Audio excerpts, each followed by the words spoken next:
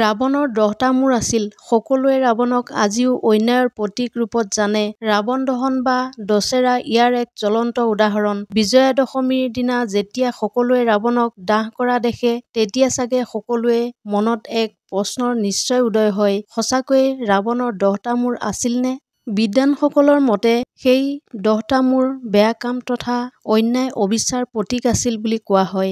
আৰু সেই কেইটা ক্ৰমে কাম, ক্ৰোধ, লোভ, মোহ, দ্বেষ, ঘৃণা, পক্ষাঘাত, অহংকাৰ, ব্যভিচাৰ আৰু বিশ্বাসঘাতক। আৰু এই সকলোবোৰক ৰাৱণৰ মূৰ হিচাপত দৰ্শোৱা হয়। ৰাৱণৰ 10টা মূৰ কিয় আৰু কেনেকৈ হ'ল, সেই বিষয়ে এই ভিডিঅ'টোত আপোনালোকক জনাবলৈ চেষ্টা কৰিম।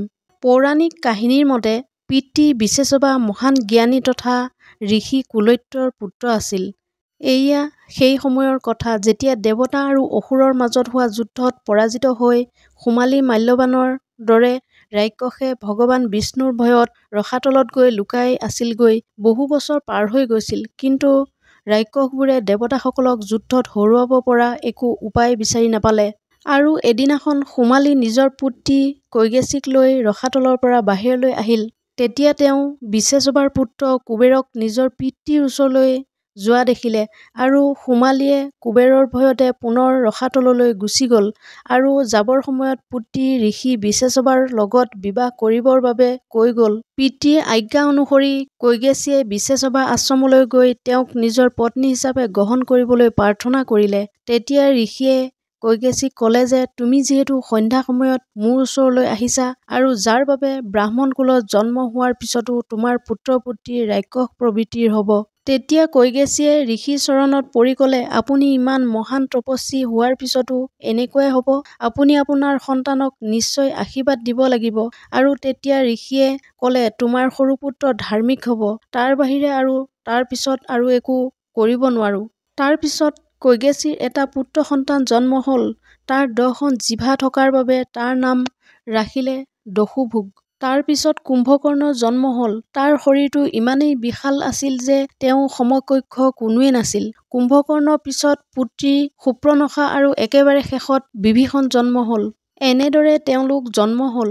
অন্য এটা কাহিনীৰ মতে এবাৰ ৰাৱণে ভগৱান শিৱক আৰাধনা কৰিছিল। ভগৱান শিৱক প্ৰসন্ন কৰিবৰ বাবে ৰাৱণে নিজৰ মূৰটো 10 বাৰ কাটি ভগৱান শিৱক প্ৰদান কৰিছিল। ৰাৱণৰ এই ভক্তিভাৱত শিৱ বহুতেই প্ৰসন্ন হ'ল আৰু ৰাৱণক দশানন হ'ব বাবে বৰ প্ৰদান কৰিলে আৰু লগতে এইটো বৰদান দিলে যে ৰাৱণক তেতিয়ালৈকে মাৰিব নোৱাৰে যেতিয়ালৈকে ৰাৱণৰ নাভিত প্ৰহাৰ নকৰে। ৰাৱণৰ প্ৰাণ তেওঁৰ নাভিত আছিল আৰু ৰামায়ণৰ যুদ্ধত ৰামে বহুবাৰ ৰাৱণৰ মূৰটো কাটিছিল যদিও ৰাৱণক মাৰিব পৰা নাছিল। শেষত বিভীষণে ৰামক ৰাৱণৰ নাভিলৈ বাণ নিক্ষেপ কৰিবলৈ কোৱাত ৰাৱণৰ মৃত্যু হৈছিল। ৰাৱণৰ 10টা মূৰ থকা কথাটো পোনপ্ৰথমে ৰামায়ণৰ মাজেৰে চৰ্চালৈ আহিছিল। ৰাম আৰু ৰাৱণৰ যুদ্ধ কৃষ্ণপক্ষৰ অমাৱস্যাত আৰম্ভ হৈছিল আৰু এদিন এটা এটাকৈ মূৰ কাটি গৈছিল আৰু এনেদৰে 10 দিনৰ পিছত অৰ্থাৎ শুক্লপক্ষত দশমীত ৰাৱণক বধ কৰা হয়। ৰামায়ণত এইটো বৰ্ণনা কৰা হৈছে যে যিটো মূৰ ৰামে বাণেৰে কাটি পেলাইছিল, পুনৰ সেই স্থানতে আকৌ এটা মূৰ ওলাই আহিছিল। বিচাৰ কৰা কথা এইটো যে মুণ্ডটো কাটি দিয়াৰ পিছত পুনৰ তাত এই এটি অংগ কেনেকৈ উৎপত্তি হৈছিল। প্ৰকৃততে ৰাৱণৰ মূৰটো কৃত্ৰিম আছিল তথা আসুৰী মায়াৰে নিৰ্মাণ কৰা হৈছিল। মাৰিচৰ ৰূপোৱালী স্বৰ্ণমৃগ হৈ যোৱা ৰাৱণে সীতাৰ সন্মুখত কটা মূৰ দেখুওৱালৈকে বিশ্বাস কৰিব পাৰে যে ৰাৱণ তথা ৰাক্ষসবিলাক মায়াবী আছিল। ৰাৱণে বহুত প্ৰকাৰৰ যাদু জানিছিল। এই সকলোবোৰ চালিজাৰি চাই বিশ্বাস কৰিব পাৰি যে ৰাৱণৰ 10টা মূৰ আৰু 20খন হাত মায়াবী তথা কৃত্ৰিম আছিল।